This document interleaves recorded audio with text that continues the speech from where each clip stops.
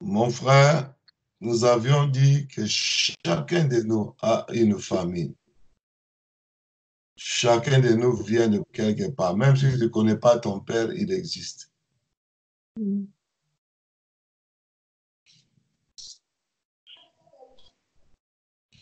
Tu hérites physiquement, spirituellement de ces parents-là.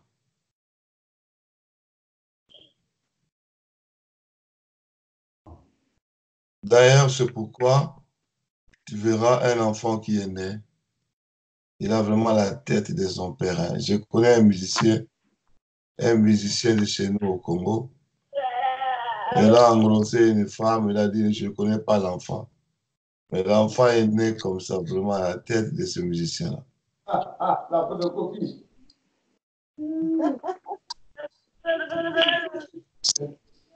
J'ai suivi ça sur Internet. Tu vois vraiment la tête de l'enfant là. Même si on ne fait même pas ADN, on sait voir que c'est sa tête. Alléluia. D'une manière ou d'une autre, nous héritons de nos parents beaucoup de choses.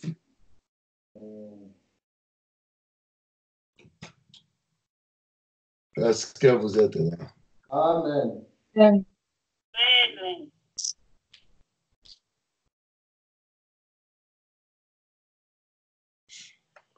Spirituellement aussi.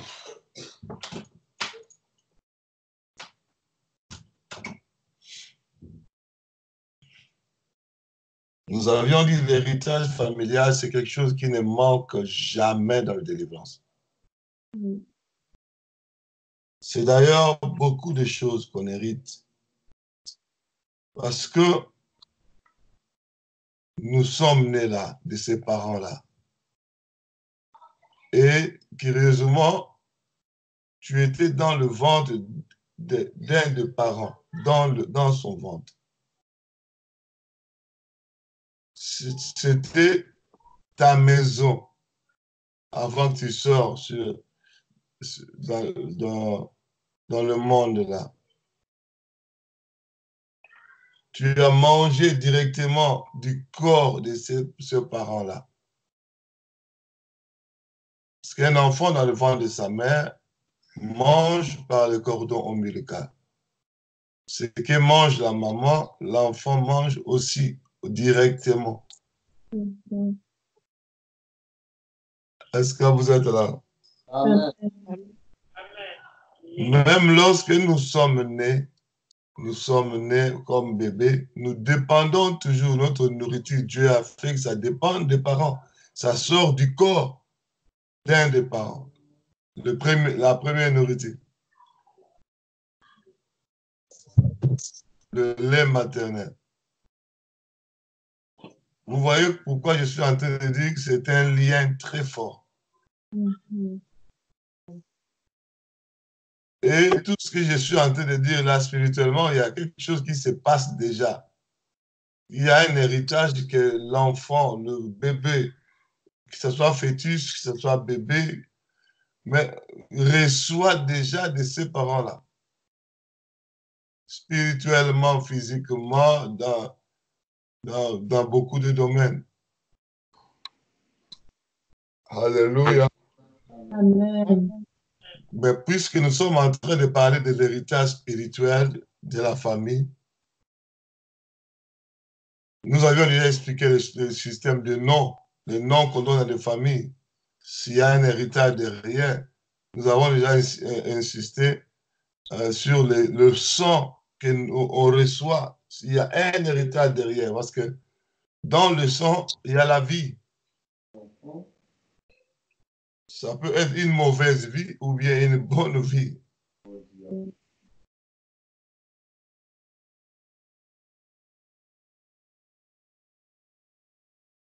Nous avions également parlé des croyances, toutes les mauvaises croyances de la famille et c'est avec ces croyances-là qu'on donne l'éducation à cet enfant. C'est avec ces croyances-là que les parents gèrent l'enfant, même quand il était dans le ventre, même quand l'enfant est sorti. C'est avec ces croyances sataniques qu'on appelle souvent coutumes et traditions. Et c'est avec ces croyances-là qu'on gère le bébé. Et quand on est bébé, on ne sait rien, on ne sait même pas se défendre, mais on ne fait qu'encaisser. Alléluia. Amen. Amen.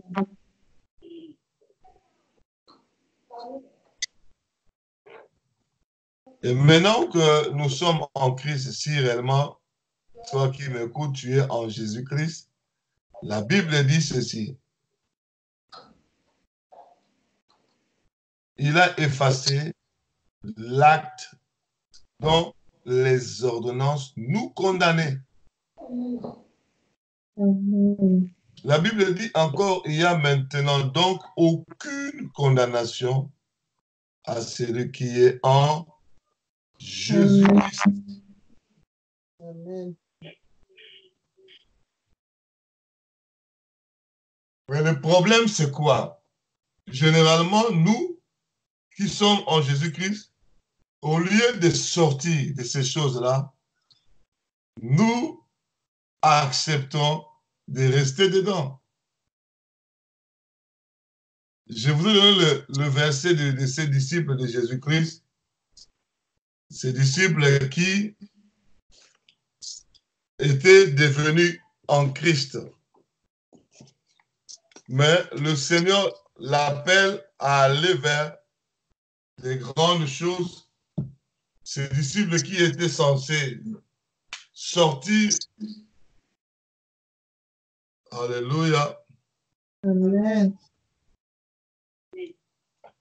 ils étaient censés sortir de sous tous ces choses du diable, cet héritage familial satanique. Ils étaient censés sortir de là.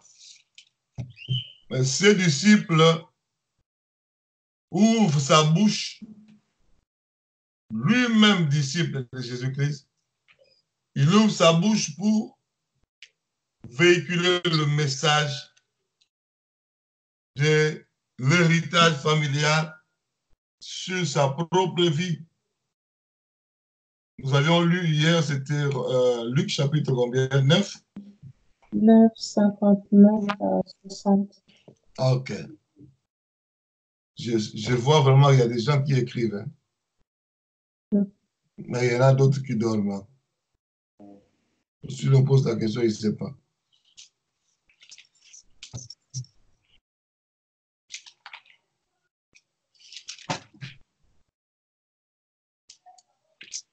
Luc chapitre 9. Au verset, quel verset? 59 à 60.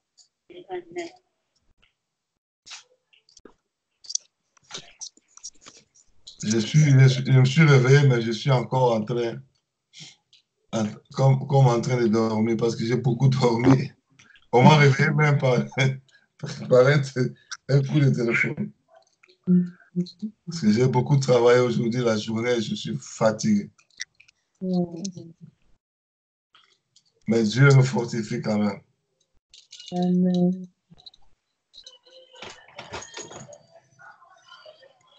Je vais lire Luc chapitre 9.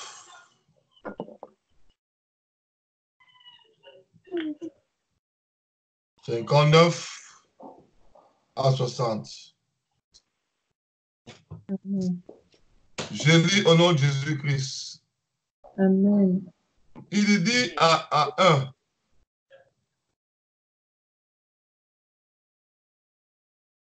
Jésus-Christ dit à un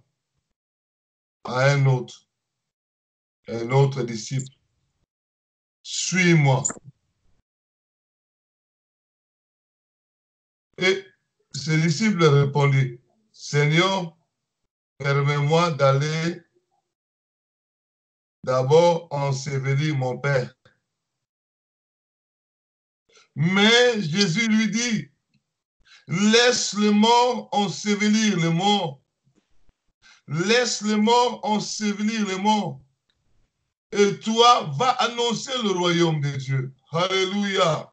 Amen. Amen. Mon frère, ma soeur, voilà encore une fois un verset qui nous montre l'héritage familial. Selon les croyances de la famille, selon les traditions et les coutumes de la famille, ce garçon ne devrait pas partir. Non, il devrait rester dans sa famille.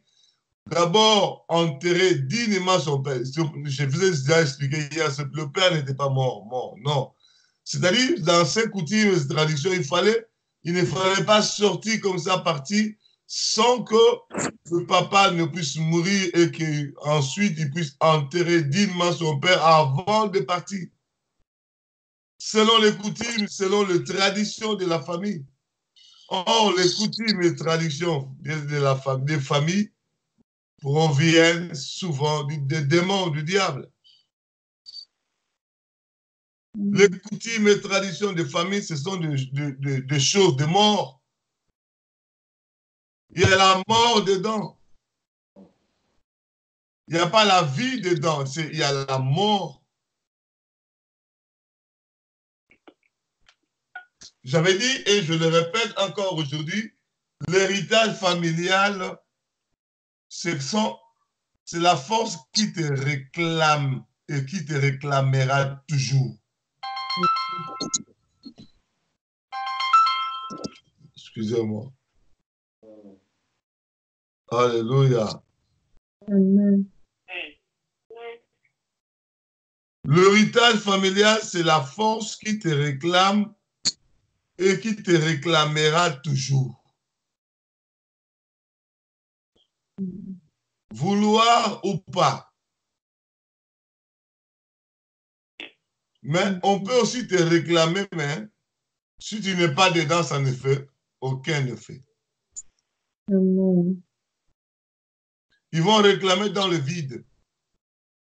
Mais lorsque toi-même, tu es déjà dedans, tu t'adhères, tu es adhéré dans ces choses-là, tu pratiques. Parce qu'en lisant ce texte, on remarque que ce fils de cette famille-là était dedans. C'est lui-même qui a véhiculé le message de la famille. C'est lui-même qui a parlé. Donc, c'est une force, une sémence qui était déjà en lui, bien assis, bien installé. Et cette force-là a réagi en lui juste au moment où le Seigneur l'appelait. Est-ce que vous vous rendez compte? Amen.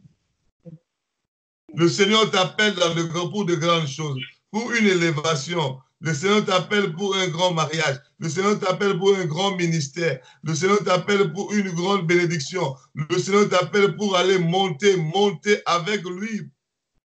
C'est juste au moment où le Seigneur t'appelle, jusqu'au moment où le Seigneur te pointe, il te choisit, jusqu'au moment où le Seigneur veut commencer avec toi de grandes choses. C'est à ce moment-là que l'héritage familial te réclame.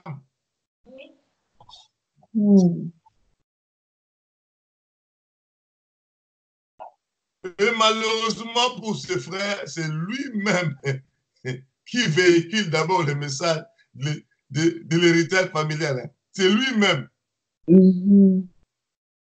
Comme pour dire, il était déjà un disciple de cet évangile-là, entre guillemets, si on peut appeler ça évangile. Il était dedans. Il connaissait ça, il acceptait ça. Lorsque déjà tu as connu et que tu acceptes l'héritage familial, ça va te réclamer, mon frère. Tu veux monter dans la vie chrétienne, cet héritage familial te réclame. Toi, tu ne peux pas partir loin. Tu ne peux pas monter haut. Et si toi-même, la semence est en toi, c'est toi-même, ça ne sera pas une autre personne. Hein. C'est toi-même qui va combattre ce que le Seigneur veut faire avec toi-même. C'est lui-même qui a ouvert sa bouche. C'est du genre, quelqu'un, il y a un mariage qui se présente, un mariage heureux, un mariage béni, un mariage vraiment, tu vas voir la personne elle-même, il dit non, moi, je ne veux pas ce mariage-là. Je ne suis pas encore prête. Je ne suis pas encore prête. Et puis, les jours que tu seras prête, il n'y a pas un mariage qui se présente. Hein. Et puis, il commence à regretter ce qu'il a rejeté là. Je vous ai parlé aussi de cette femme qui était bel et bien mariée dans un foyer. Mais la réclamation de l'héritage familial, de la sorcellerie de sa famille, lui a fait sortir. C'est elle-même qui a ouvert sa bouche. Ce n'est pas une autre personne. Je veux plus ce mariage. J'accepte de rester célibataire. Vaut mieux rester célibataire que rester dans un tel mariage. C'est elle-même qui ouvre sa bouche pour parler. Et une fois dehors du mariage, elle commence à regretter maintenant. Qu'est-ce qui m'a pris? Pourquoi elle fait des démarches pour rentrer dans ce même mariage? C'était déjà trop tard, le mari, l'ex, s'est déjà engagé, il s'est déjà marié ailleurs.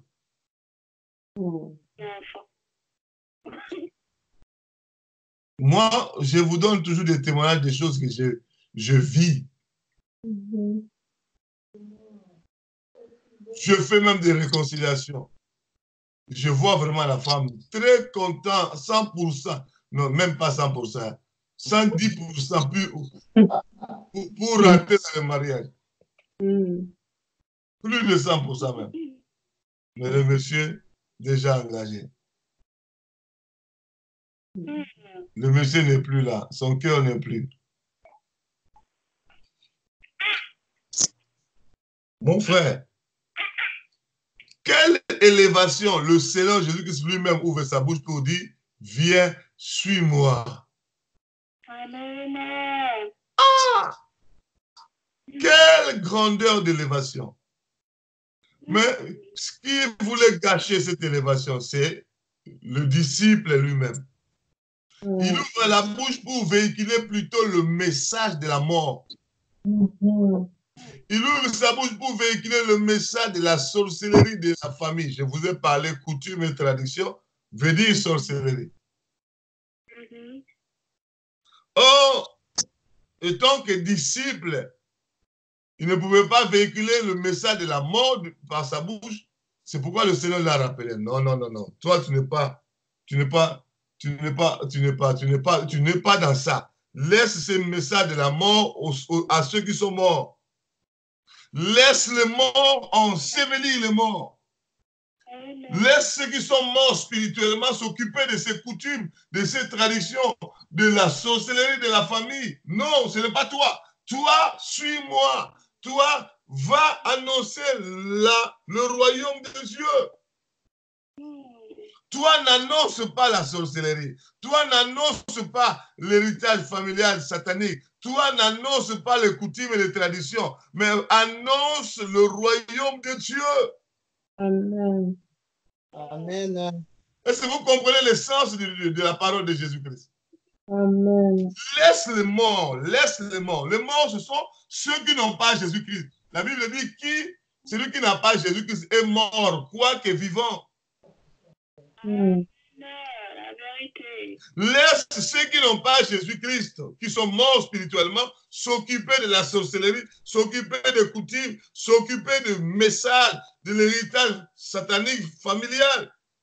Laisse les morts s'occuper de ça. Toi, tu n'es pas mort. Toi, tu as la vie. Jésus-Christ est en toi. Amen. Amen.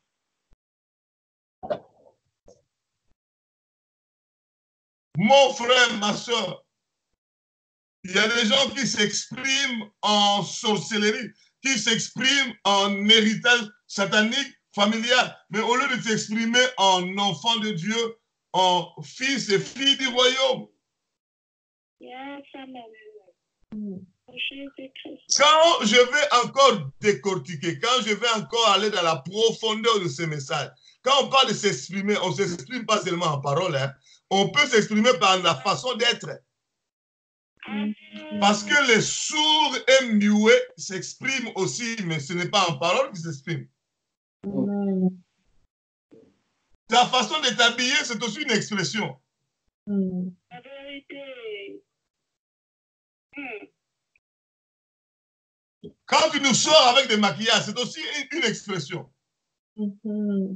Quand tu viens avec des rouges à lèvres, c'est aussi une expression. Tu donnes un message. Même les gens qui n'entendent pas ta bouche s'ouvrir pour parler, mais avec le maquillage rouge à lèvres, tout ça, ils reçoivent un message. Le message de la séduction, le message du diable.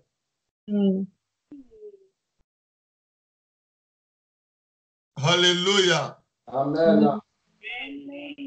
En passant, je vais dire à quelqu'un qui a besoin de mon premier livre que j'ai écrit dans le monde, là, écris-moi ton adresse, comme ça on va t'envoyer ça par poste. Amen. Amen. Amen. Je le dis, je vous le donne gratuitement. Amen. Mais envoyez à la poste, je vais payer l'argent à la poste.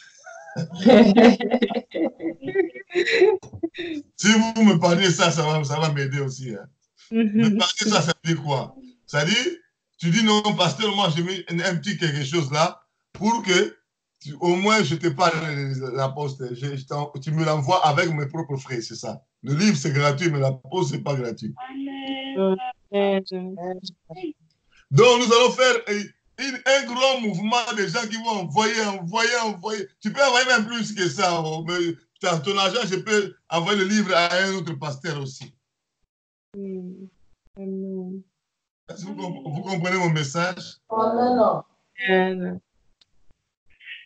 Il faut déjà commencer à le faire parce que le livre est déjà là. J'ai déjà donné la première personne son livre. Vous connaissez c'est qui la première personne que j'ai donné le livre? Non. Ah, vraiment. Vous êtes les Fifi. Parce que la personne qui est dans mon village ici, c'est qui? La secrétaire. La secrétaire, l'intendant, tout en même temps. Je lui ai donné, je dis, tu as le privilège de recevoir, d'être à côté du pasteur. Je te donne officiellement la première personne de recevoir mon livre. Amen. Amen. Alléluia. Amen. Donc, n'oublie pas, ça c'est pour que je n'oublie pas moi non plus, écris-moi l'adresse. Les gens de la France, ils sont gâtés parce que je vais ramener le livre en main propre. La semaine prochaine, le 6, vous allez avoir le livre? Oui, je serai là avec le livre déjà. Ah, il faut prendre mon livre, pasteur. Merci beaucoup. Alléluia. Amen. Amen. Et les gens de Londres, alors. Les gens de Londres, par poste, je pense. Tu gardes ça le jour qui vient. Là. Tu vas venir maman, tu arrives avec. Ok. On va voir ça. Parce qu'il y a aussi des sœurs, d'autres sœurs là qui en ont besoin. Papa Eva et maman Marie. Oui. Oui, nous aussi, on a besoin de ça. Alors, j'avais dit, j'ai donné un livre dans un foyer, donc je change d'avis. Papa son livre, maman son livre. Oh, mais là, c'est bon. C'est pas son ami. Si tu veux Donc, il n'est pas palabre. Hein? Quand maman va chercher à lire, papa aussi, moi aussi, je vais lire. Sinon, il n'y aura pas de palabre. Merci d'avance. Merci d'avance, pasteur. Je vous aime beaucoup, c'est pourquoi je vous fais tous ces cadeaux. Hein. Nous aussi, on Merci, pasteur. et moi aussi. C'est moi aussi. Vous savez, je pouvais même passer déjà cette histoire de l'héritage familial. Mais si je suis en train d'insister parce que c'est très, très important. Parce que la force de l'ennemi, il investit beaucoup dans l'héritage familial parce que c'est sa force, c'est sa fondation dans la vie d'une personne.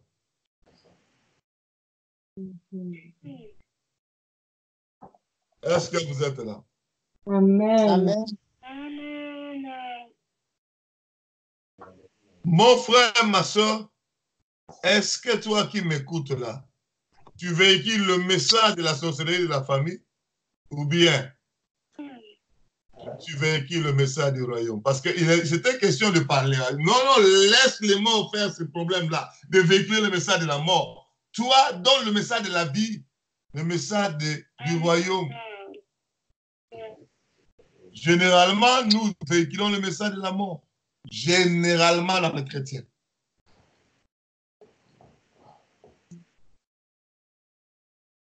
Le Seigneur a dit laisse.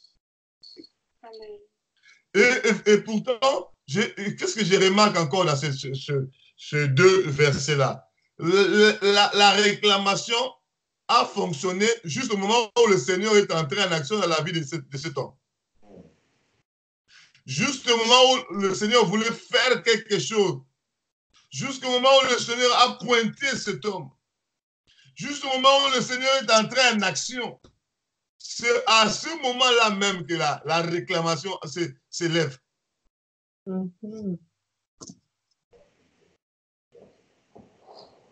Pour le faire rater cette opportunité, cette grande opportunité du Seigneur, j'ai pris que toute réclamation du diable ne te fasse jamais rater l'opportunité que le Seigneur ouvre pour toi dans le nom puissant de Jésus-Christ de Nazareth. Amen. Amen. Quand on parle de l'opportunité, ce n'est pas seulement le mariage, ça peut aussi être la délivrance. Le Seigneur descend pour te délivrer. Mais toi-même, tu dis non, moi je trouve que je n'ai pas besoin de ça. Oh. Moi je trouve que tu mets toutes tes informations dans un sac poubelle, tu jettes dans la poubelle. Oh, l'opportunité était là.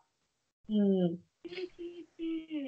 le Seigneur te l'accorde gratuitement. Toi, tu dis pas, c'est pasteur bienvenu qui parle. Non, c'est Dieu qui te parle parce qu'il veut ta délivrance encore et encore. Amen. Amen.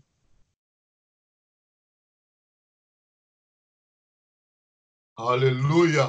Amen. Amen. Le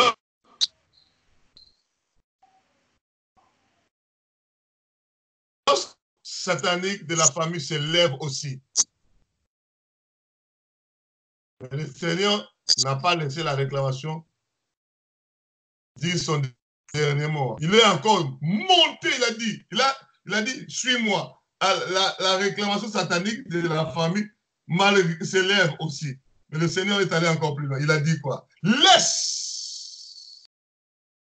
Jésus lui dit, il a intervenu pour la deuxième fois. Laisse les morts. Ensevelir les morts. Le Seigneur n'a pas laissé la sorcellerie dire son dernier mot. Il se lève toujours le dernier. Amen. Amen. Il chante toujours. Alpha, Oméga, vous connaissez là où il y a une partie là où on dit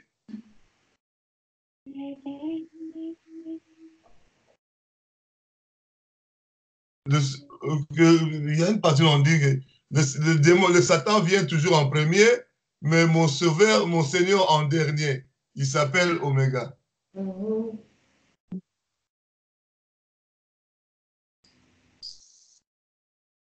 Alléluia. Amen.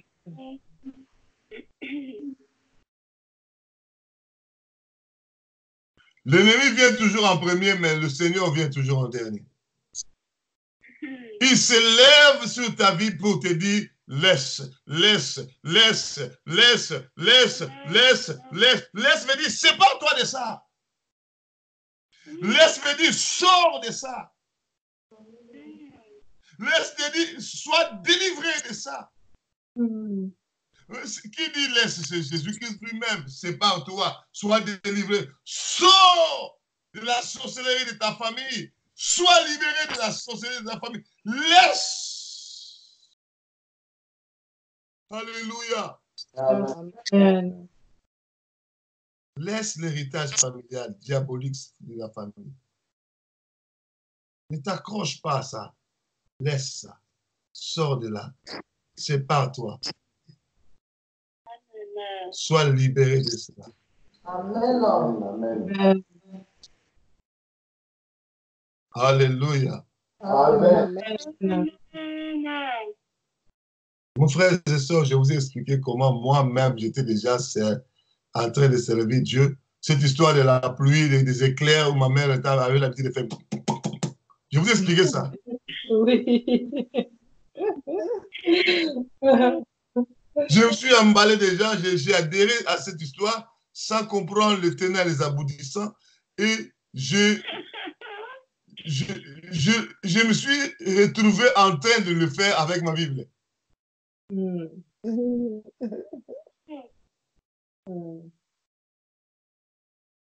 Alléluia. Amen.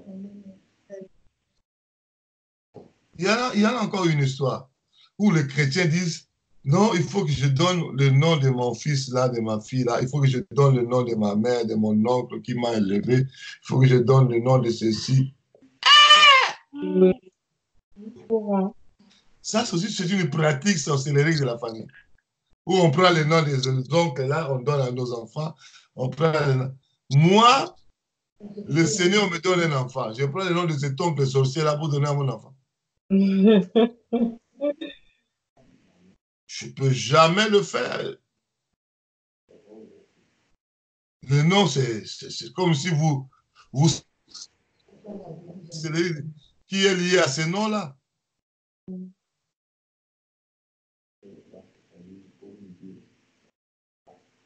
Beaucoup de chrétiens ont fait ça. Et il y en a beaucoup qui ont regretté même par la suite. Mais pasteur, on n'a pas compris pourquoi on a donné cet enfant-là le nom. Mais parce que les coutumes et les traditions, la sorcellerie t'a rattrapé. C'est ça.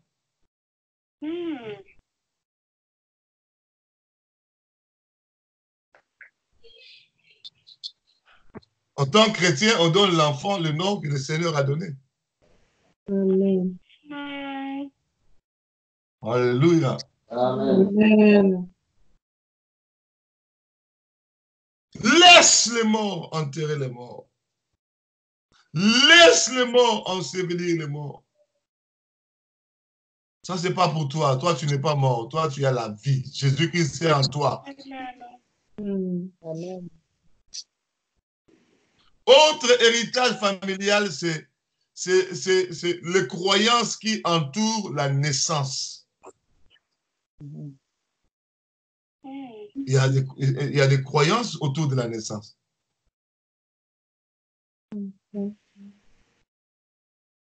Tout ça, c'est l'héritage familial. Si tu te retrouves dans l'enseignement sur... j'ai donné des enseignements sur la délivrance sur la ligne, sur YouTube. Donc, quand je parle de l'origine, je parle de la naissance. Les deux là, ce sont les deux thèmes qui se retrouvent dans l'héritage familial. Ça n'a pas engagé... Toi, tu n'es...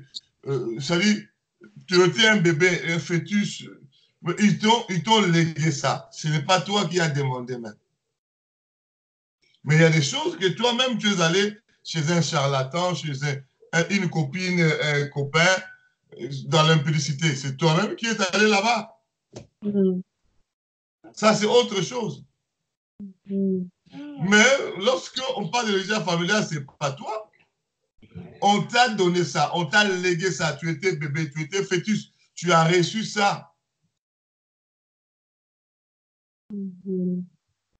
Tu sors dans le monde là, du sein de ta mère, tu as déjà ça sur tes épaules.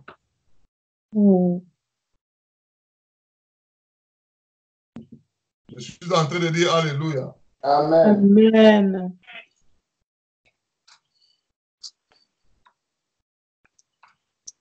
Le Seigneur est merveilleux, il nous aime beaucoup.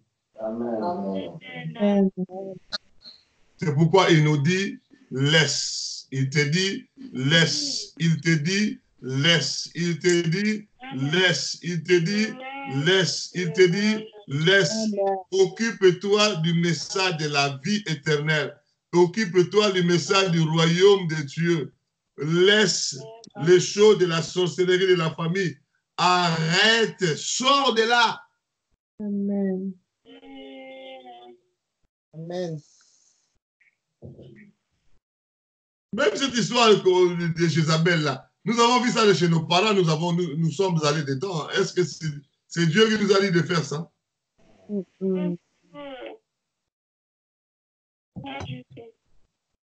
Dans le livre, j'ai écrit quelque part Jézabel, la sirène et l'héritage familial. Il y a un lien entre les choses de sirènes là et l'héritage familial. Parce qu'au fait, dans nos familles, les gens font déjà les choses de Jézabel. Quand tu es né là-bas, tu reçois l'éducation même de Jézabel. Tu vois ça chez ton père, tu vois ça chez ta mère, et puis, finalement, tu seras en train de le faire parce que c'est une initiation que tu as eue quand tu étais dans la maison de ton père et de ta mère.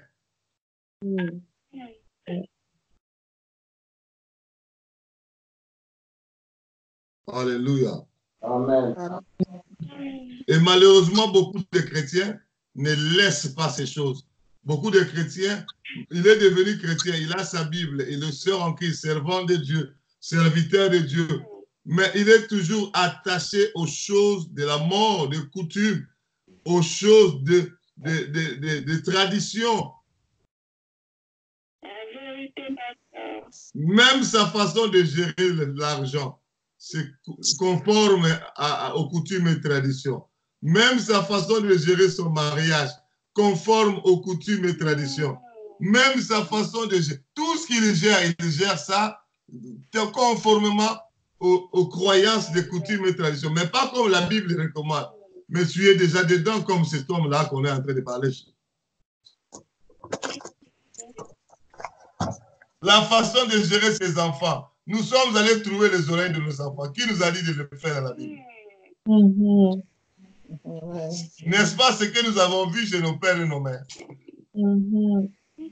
Amen. Moi, mon bébé, mon dernier enfant, je ne dis pas dernier, hein, mon bébé, parce qu'on ne sait pas encore. Hein. Il y en a encore. On ne sait pas. Cette histoire de trouver l'oreille, on a oublié ça. Oublie. Reste comme ça au nom de Jésus-Christ de Nazareth. Amen. Donc, quand on allait trouver les enfants les oreilles, c'était toujours par ignorance. C'était toujours pour... Moi, je connais les gens qui ont reçu cet enseignement, ils ont bien compris de A jusqu'à Z, mais ils sont quand même allés trouver les oreilles de leurs enfants. Alléluia. Amen.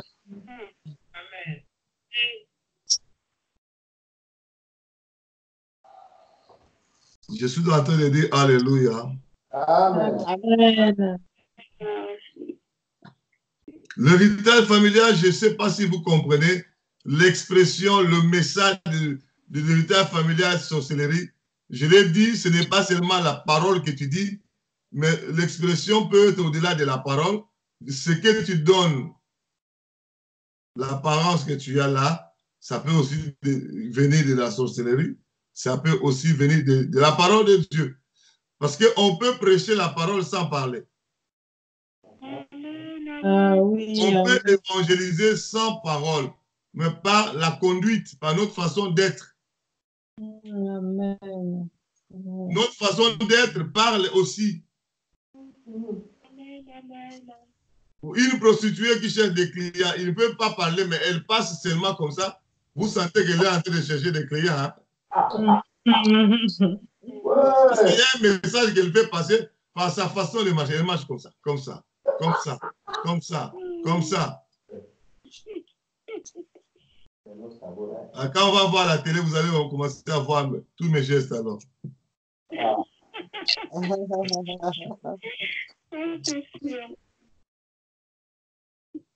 Alléluia. Amen. Ta façon de marcher peut aussi donner un message.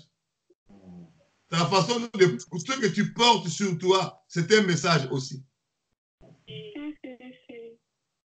Mon frère, ma soeur, le Seigneur te dit aujourd'hui, laisse les morts s'occuper de ça. Laisse les morts donner de tels messages. Toi, suis-moi. Amen. Est-ce qu'il y a-t-il une question?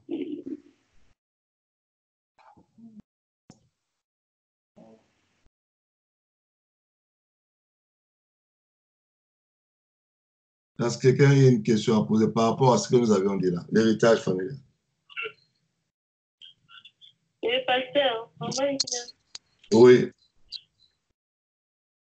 je voulais vous demander, il y a d'autres gens, comme chez nous au Congo, on les lave avec des os, des fois des animaux. Pour qu'ils soient forts. Et que la personne, on ne l'a jamais dit. Et la personne en question aussi prie, mais Dieu ne lui a jamais révélé cela. Et si la personne meurt, il va mourir dans la malédiction ou bien comment ça va se passer?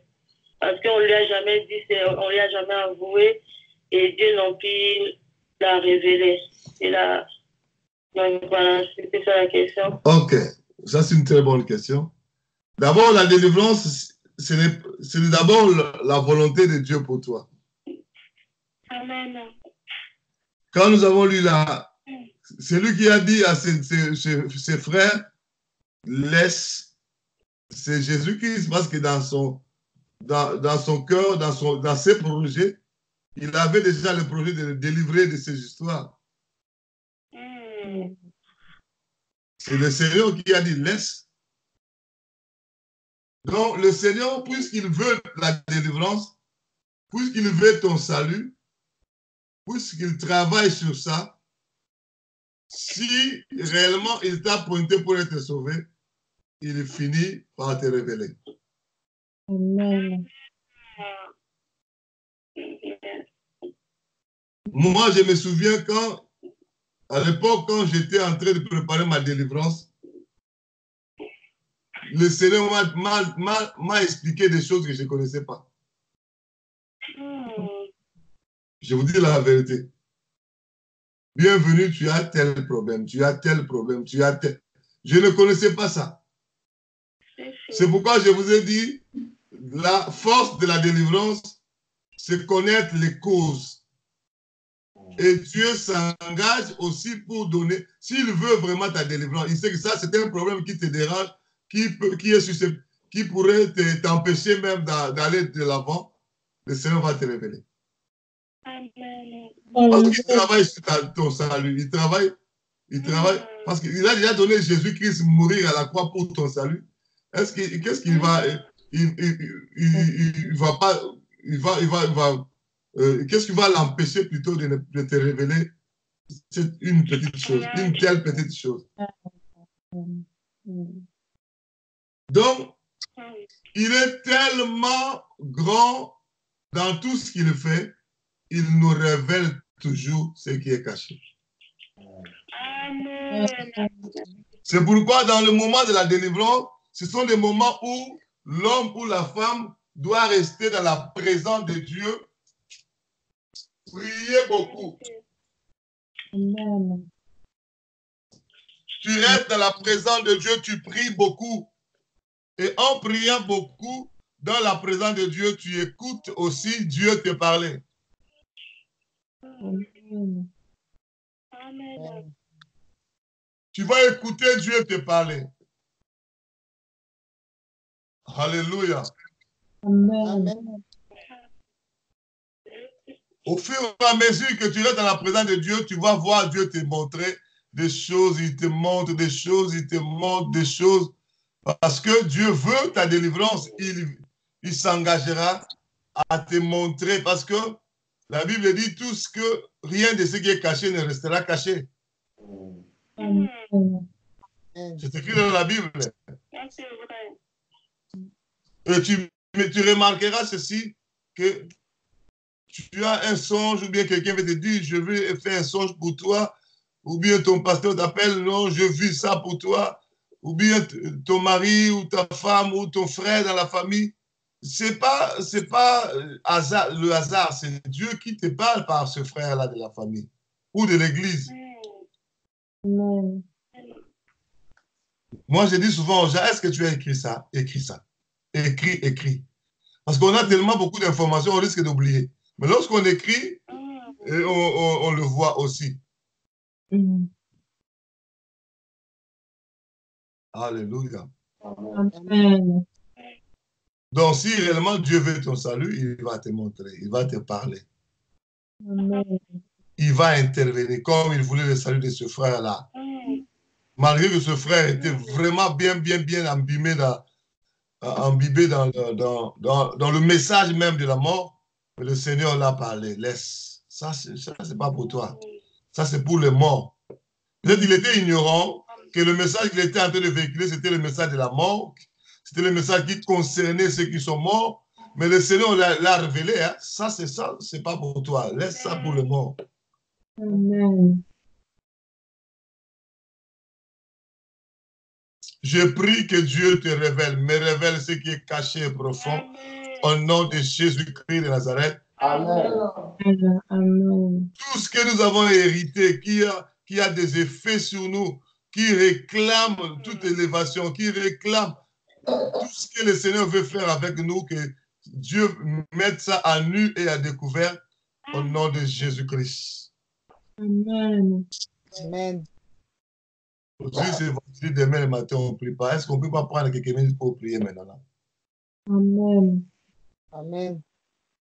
Alors, élève ta voix vraiment, prie, crie vers Dieu. Seigneur, manifeste-toi. Tout ce qui est de l'héritage familial soit mis à nu et à découvert. Seigneur, au nom de Jésus-Christ, prions le Seigneur, prions le Seigneur, prions le Seigneur, prions le Seigneur, prions le Seigneur, prions le Seigneur.